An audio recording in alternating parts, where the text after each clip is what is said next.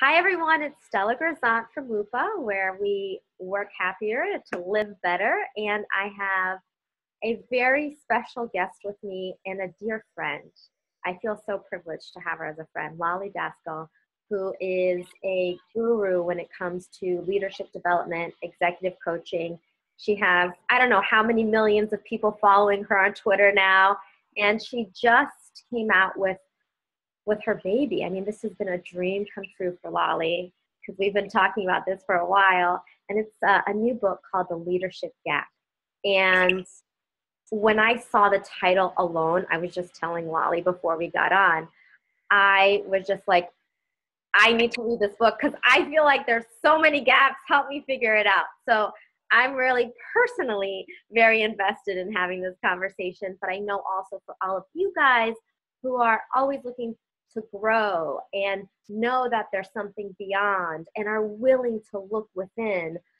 I mean, this is the woman to take it home. So thank you for joining, Lolly. I'm so excited to have this conversation. It's been a while since we've seen each other, so this is an honor. I love it. Yeah.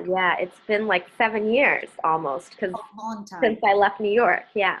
A long time. So tell us what the book is about as a starting point. So the book is called The Leadership Gap: What Gets Between You and Your Greatness. And the Leadership Gap talks about 7 archetypes that we want to become in order to stand in our greatness. What people don't realize that within these archetypes, each individual archetype, there's a polarity, that each one has a character that if you're standing in your greatness and one of your strength, that same persona, that same archetype has a gap that can lead you maybe being stuck, maybe being in a way that you don't like in your job or in your business. And if we don't know the difference between the two, it can cause us to lead from our leadership gap. So what's really great about this, it's a rethink system. And I'll talk to you why it's rethink, because it's an acronym for the 7 archetypes. And if we know the system, we can ask ourselves at any moment, which archetype do I need to be in this situation so that I could stand in my greatness? Ooh, I love that. So let's maybe outline the archetypes. And I love that you're highlighting that there's a polarity, because there is a dark side always to our greatness. And so, a shadow side, if you will. So we'll get into the shadow side of things as well. I'm a Jungian, so I believe in shadow. I believe that we all have shadows, right? We have to have the light and the dark. We can't just be one without having the other, right? Yeah. And I know most of you guys who are watching, who I've worked with, are, facing that shadow and are hyper aware of it. And so I'm really excited for us to have tools on how to embrace it and move through that gap. So should you tell us about the archetypes now? Would that be a good? Absolutely. So what I want to do is just give you a highlight of the archetypes and then pick one. I think we should pick either because I think your audience will gravitate towards one or the other, and I want to talk about it so they get as much value as they can. Okay. So let's start with rethink. R. It's the rebel who is confident. E. The explorer who uses their intuition. T. The truth teller who speaks with candor. Harder than you think. Yeah. It's the H is the hero who has to be courageous. It's the inventor that everything that they do with integrity. N is the navigator, is all about trust. And K is the knight. Everything for them, they embody loyalty. So that is rethink. Those are the 7 archetypes we need to have and their virtues in order to stand in our greatness. So do we need to have all of them? And so we're like a combination of all of them, or are we usually tending to be like strongly one or another, or combo? I'm so happy you asked that, because we've been trained like with Strength Finders and DISC and Myers-Briggs. I am just this thing, right? I'm an introvert, but that's not always true. I know sometimes I'm an introvert and sometimes I'm an extrovert. Sometimes I can be charming and sometimes I don't feel so charming, right? So these 7 archetypes, we have all of them, but we don't always tap into them. And if we can, I teach you how, then you can stand in your greatness. Then you are living in your true potential. That's what's so powerful. I love it. What happens? How does one even recognize they're kind of in a gap? Like do you have to start there, like recognizing it, or does someone point it out to you? Like, how do you even get clear on what your gaps are? All great questions. So what I would like to do in order to understand the system, I'd like to take, let's say, the rebel and talk about what it looks like. And then immediately you'll say, oh, Lolly, I get it. I see what you mean. So we talked about the rebel is someone who is confident. But what is a rebel really? A rebel is someone who wants to make a difference in the world. They want to do something impactful. Think about the rebel with a cause, right? They want to do something in the world. Small business owner, someone who's leading a company, someone who's doing something great in the world. They just want to give back. But I want to talk about the word confidence for a minute. And I think it's very important to talk about this because most people believe confidence comes from a bunch of affirmations saying, I'm great, I'm wonderful. But what I have found with everybody that I work with is that confidence is really this. It's your capabilities plus your competence equal confidence. That means everything that you're really good at, what you have mastered, what your strengths are, what people say, oh, wow, Stella's really good at that. That's what gives you confidence. I always tell my clients, confidence is believing you're able, but competence is knowing you're able. Because when you have competence, you actually take actions. Just because you have a belief doesn't make you be confident. Right? You just know it. But when you know it, when you can take action, that's where all the competence and confidence comes in. It's like a tongue twister, but it's the competence will give you the confidence that you need. Totally. I have so many people who are like, oh, I just want to be more confident. Well, the only way to be more confident is to, get the skills and go out there and do it. That's what's going to give you the confidence, right? That's why we love each other so much. We agree. We agree with each other all the time. We agree. Okay. So now guess what happens? For every single person who wants to be a rebel with a cause and is seeking confidence, we have a gap. And the gap is that most of the time we feel like an imposter who has self-doubt. It's sometimes we say to ourselves, we're not smart enough, we're not good enough, we're not worthy enough. Look at her, look at him, look what they're doing. I can't do it. And we keep ourselves small and we keep listening to all these self-doubts and feeling like an imposter. Well, guess what we're doing? We're not leading from greatness, we're leading from our gaps. And if we're not aware of it, then it ends up, we pay a big price for it in our lives. That's how this system works. Every single archetype has this polarity that I teach you now. I teach you how not to squish it, but I teach you how to leverage it. Because I always tell my clients like this. Let's say your life is a balloon, right? And all your weaknesses are on this side and all your strengths are on this side. And if we want to squish down our weaknesses, what happens to the balloon? It just moves, right? It doesn't disappear, it just moves. That's why we have to encompass our strengths and our weaknesses and become a whole person and learn how to leverage the parts that maybe keep us playing small. So how do you do that? So, I can really resonate with the rebel piece because, you have these dreams of greatness and then you're like, okay, who am I to do this? Or you look at everyone else who's doing it so great and you're like, no, I don't know if I can do it like that. So what do you do to really accept that shadow part? Because that's hard work. Hard work, but I'm going to make it easy. Okay. So I'm going to share a ritual that I use because, like in my research, 99.1% of high achieving individuals suffer from the imposter syndrome. Yeah. Now, I coach the 1%. I coach him. He has no imposter within him. He has no self-doubt. But guess what? He suffers from not having empathy towards people. So I have to teach him empathy. But let's talk about the rest of us, right? Who suffer from the imposter syndrome and have self-doubt. Yeah. I have a ritual that I do every night that I started 27 years ago because I recognized in myself that I had self-doubt and it was costing me. Yeah. So the ritual goes like this.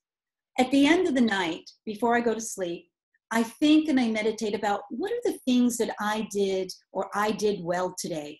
What are the things that I did that was of service to others or made a difference? And I kind of think about those things because most of the time in our minds, we didn't do this well, we didn't do this great. We have this record, right, on repeat about what we didn't do.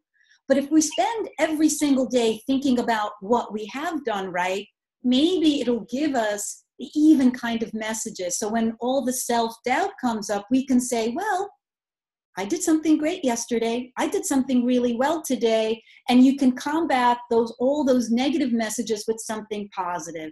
So I think as much as we have greatness and gaps, I try to have positive and negative in my mind at all times so I can tap into the positive when I'm going a little negative. So that's the first part of the ritual.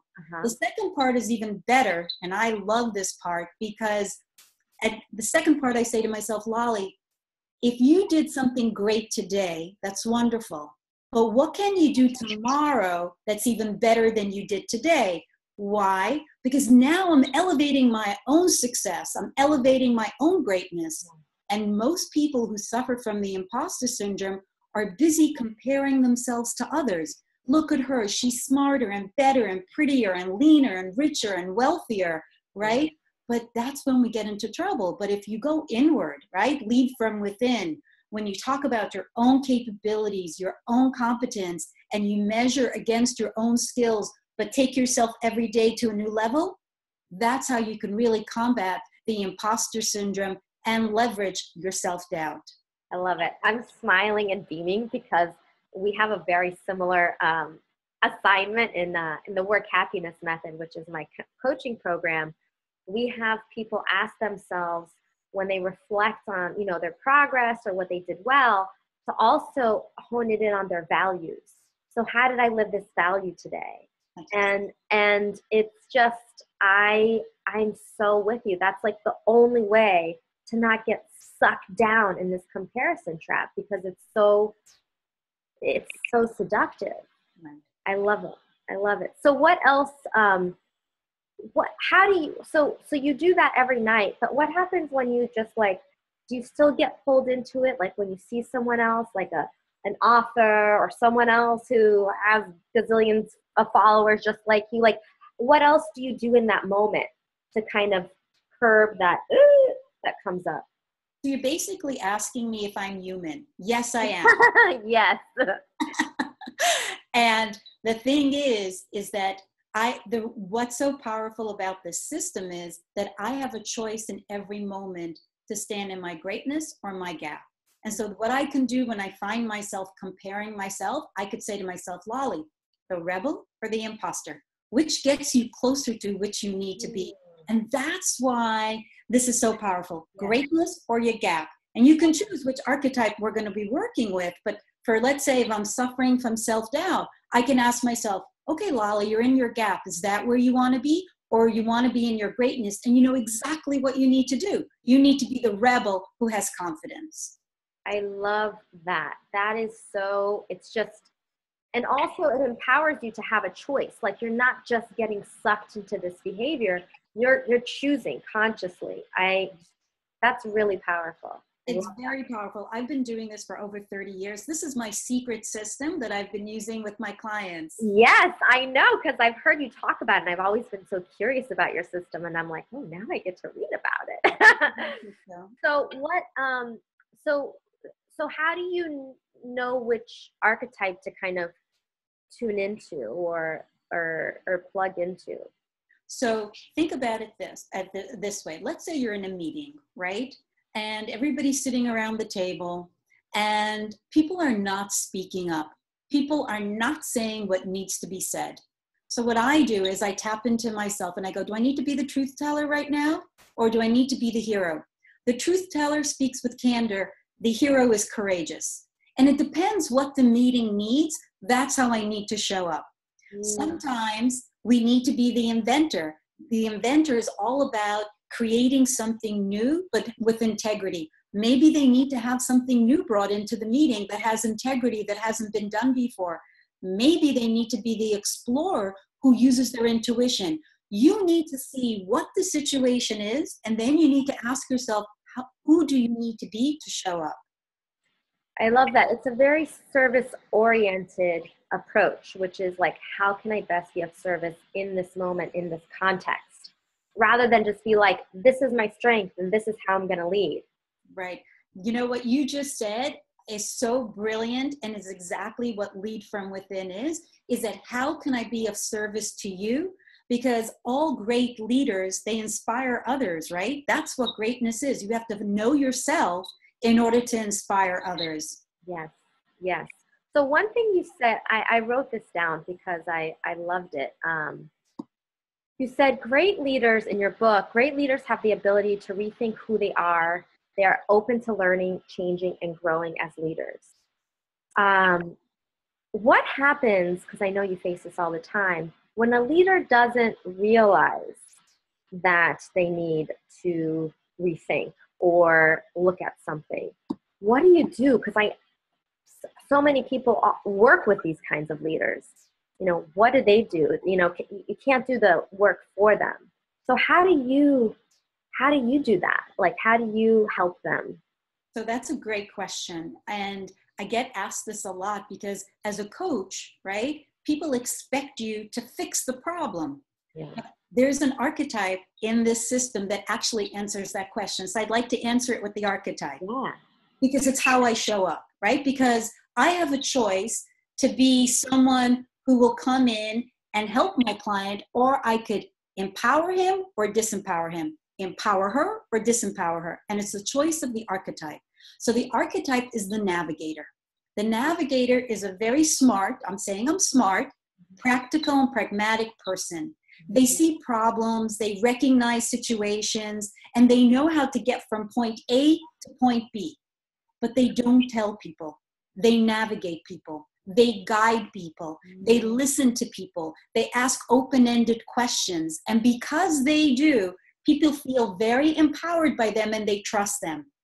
And let me just go to the gap and then we'll come back. Yeah. There is a gap of a coach, of a leader who shows up as a fixer. Yeah. Who tells people what to do, how to do it. You have a problem? Well, I'm your coach and I'm going to tell you, you need to do this and follow this because I know this is going to work. And it's the leader that says my way or the highway, right? And what are they doing? They're coming across as a fixer who is arrogant, and the only thing they're doing is disempowering people. The reason I have sustainability in my business for so long, because I practice being the navigator. I know where you need to go. But I'm not going to tell you where you need to go. I'm going to ask you questions, open-ended questions, listen to what you are saying, and then guide you gently towards where you need to go so that you feel that you're in control and that you have the answers. I can't be the one fixing your life. Otherwise, I'd be fired within the first month because I didn't fix it. But I am a navigator, and that's how I can have sustainability and trust for 10, 15 years being your coach, being your leader. I mean, that's what true coaching is. And so, but what happens if you have, let's say, a boss who clearly is working or leading from his or her gap, or an employee? Yeah. I think it's easier if it's an employee, because you have a responsibility as a manager to support and coach and grow. But how would you coach an employee who's dealing with, let's say, a boss who is leaning into his or her Fixer mode. Yeah, fixer mode. So you have this fixer who's just doing it all, telling you how it gets done and not leaving any room for you as an employee to grow, or it's just being straight up arrogant and that's kind of blocking your enthusiasm and engagement. How would one approach that scenario?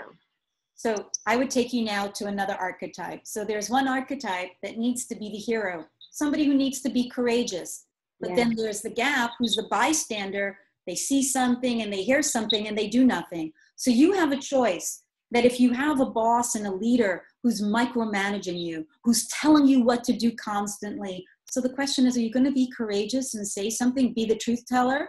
Or are you going to be someone who stands by and allows this to happen? If you stand by, most likely you won't last. But if you show up and you're courageous and you say, you have an eye, you see, I teach how to be a real truth teller. And I think that when someone speaks from the heart, no matter what they're saying, they don't get punished for it. Because they feel like it's one thing to tell someone they're wrong, and there's another thing to tell someone something from your heart and to speak with empathy. So I've seen it. I mean, I work with organizations all the time. Most of the time, leaders are micromanagers and fixers all the time. Yeah. And I encourage employers to say to their leaders, you know something, have you ever thought of and engage them in a way that teaches them what it's like and sounds like to be a navigator, what it sounds like to be courageous to speak up, what it sounds like to tell the truth. So that's why I'm saying you always have a choice who you're going to be. Sometimes you feel it's easier to lead from your gaps of not saying anything, not being courageous. But at the end of the day, who ends up paying the price? You do. Yeah. You might as well show up, stand up, and live up to your great potential and do what you need to do. I really love the simplicity of this system, which is in this moment, in this scenario, you have a choice. Right. And basically you have a menu Right. of conditions and of how you want to be and show up. Right. And it just makes it so simple. It's not like, you know, oh, he's never going to change, or he's not. No, it's like, how do you want to be and stand up in this moment? That's brilliant. I love the way you got the system, and I love that you said the simplicity, because most people think personal development is very difficult. And I've taken a very complicated personal development subject and I've simplified it for you, that if you know the system and you know which virtue goes with each archetype, you could ask yourself, what do I need to be? Do I need to be honest? Do I need to be loyal? Do I need to be courageous, right? These virtues, you called them values before. So these virtues are constantly who are part of you, but you can ask yourself, who do I need to be? Yeah, I love that. I love that. So, what are you, just to kind of maybe go in a different direction, Absolutely. what is there like something you're working on now, or a person you're working with now, or a recent breakthrough that you've had that's just you're so proud of or excited by? I'm just like, I want to get to, you know, it's been so long since we've caught up, so I want to just like go there for a moment. Like, so what's been going on that is like exciting and energizing to you? I mean, obviously this book, but in your work right now. So it's funny because for 3 decades, most of my life is of service to others. And I've been giving to others. You know, it's very easy for me to give. It's very easy for me to be there for someone. Can I just pause? Because people don't know this about you. Okay. Don't say anything secrets. Lolly, no, I'm going to talk about how you support the homeless. I don't really talk about it. Can I talk about it? Well, it's like a passion project, but those are things I don't really talk about. But yeah, you could talk. I guess you could. I don't really tell anybody anything about that. Okay, I'm going to tell people about this because it is the most inspiring, brave thing, you know, just how you are of service to people. So first of all, if you're like one of Lolly's followers on Twitter and you like direct message her, like she really responds. Like I'm astounded how much you give to yourself to complete strangers, and there's millions of them. That's one thing. But then you'll just go out at night with food and just give food to the homeless who are on the street regularly. So when Lolly says it's her nature to give, I mean, this is who you are. And I think where you're going is that maybe you've also are now also taking, tell us what, tell us the rest of that. I just wanted people to know like how much you really do give and care. So I do give. I give a lot, You but do. I don't really announce how much I give because it's a service to the heart. That's who I am. At the core of what I am a giver. Yeah. But I want to talk about a lesson that I'm learning more than something that I'm proud of. Okay. Okay, good. So with this new book, which is so dear to my heart, I have to ask. I have to ask people, would you want to talk about this book? Would you be interested in reading this book? Do you want to know what the system is? I have to ask. And the first couple of times that I had to ask, I had projectile vomit in my mouth. It was like, I cannot do this. It is so difficult to ask because in my sweet spot, I will give you the shirt off my back. I will do anything for you. But then to ask someone to do something for me, Stella, it is so difficult. It is so difficult. And I'm not saying I'm good at it, but I'm trying. And it's been a growth for me. And as we said, you have to keep learning and growing and changing and evolving.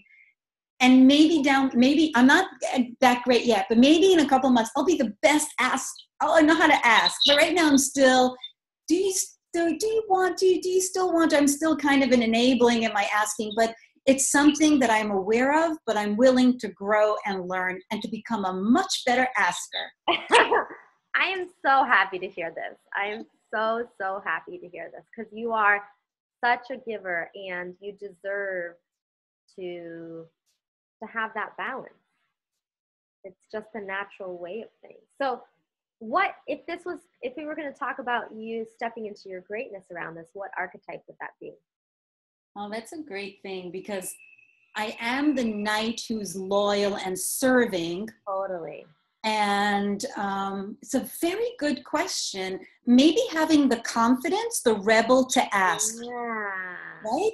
The rebel to ask for what I really want because this book is so important to me. Do you know why the book is important to me? Yeah, tell us. Because you know how I do that thing at night? What did I do well today? What did I do great today? It's a lot of responsibility for someone to constantly be on top of their mark, to constantly be of service. But if I write a book and it really helps people and they pass it on to someone else and someone else, how much easier will it be for me to say, I made an impact, I made a difference. And that's what I'm all about. My purpose, my mission is to be of service to others. But if they get to read the book and it changes their lives, it's what I'm meant to do. So that's why this book is so important to me. Yeah, I love it. And I can't say how simple it is and how supportive it is because like you said, great leaders need to constantly rethink who they are and what used to work for them in terms of getting to a certain level is no longer maybe how you want to lead, especially for overachievers who may have achieved a great deal of success by working their ass off, burning themselves out, or being a certain type of character. And now it's like, oh, that doesn't feel good anymore. And so you have to kind of find a new way of being. This really puts it into such a simple perspective. And it's also a great tool, I would imagine, for managers to use with their employees. First of all, it doesn't even have to be in an organization. I had an 18-year-old read the galley of the book and he was like, wow, I can apply this in my life. Yeah. And then I gave a lecture and there was a bunch of 60-year-olds sitting in the room and they're like, yeah, I'm a fixer. I need to be a navigator. I'm going to be the truth teller. So people get very excited by the archetypes. But yes, it is simple and it is in the choice of the moment that we can pivot from our gaps to our greatness. I love that. So anything else that you want to share that maybe we didn't touch on around the book or just anything else that you think would be useful or of service? Absolutely. So I want to leave with one last thought. Okay. I believe that greatness is not a destiny that's available to just a few. I don't believe that. I believe that greatness is available to everyone. In my coaching practice, I always leave every session with greatness lies within you. I want people to know that if they truly want greatness, and let me talk about what greatness means. Yeah. It means living your potential. It means doing what you're meant to do. Yeah. If you really strive for that and yearn for that, all you have to do is choose it. It's available to you. Oh, I got goosebumps as you said that. That's so beautiful. That's such a beautiful way to end. And I know in every cell of your body, that is what you believe and that is what you practice with your clients. That is what you practice with me as a friend. Lolly, you were there like at the very first WUPA event that I did, taking pictures. So, I mean, you really show up for people, and I can only, like, this book is just emanating that love. So thank you for writing it and for all the work that you do. And I'm excited to hear what you guys think when you read it, and feel free to share comments, and you can follow Lolly on Twitter at Lolly Daskell. So, all right. I have something to offer your tribe. Oh, yeah. What is it? So if they pre-order the book today, Okay. they get a free assessment, which usually my clients pay $97 for, and they can get the book, pre-order the book at theleadershipgapbook.com. And if you order a book, you get a free assessment. Ooh, okay. The leadership, say it again. Theleadershipgapbook.com. Okay, great. I'm going to make sure that's in the thing that I write up. So. Okay, fantastic. Okay, thank you so much, Holly. Okay.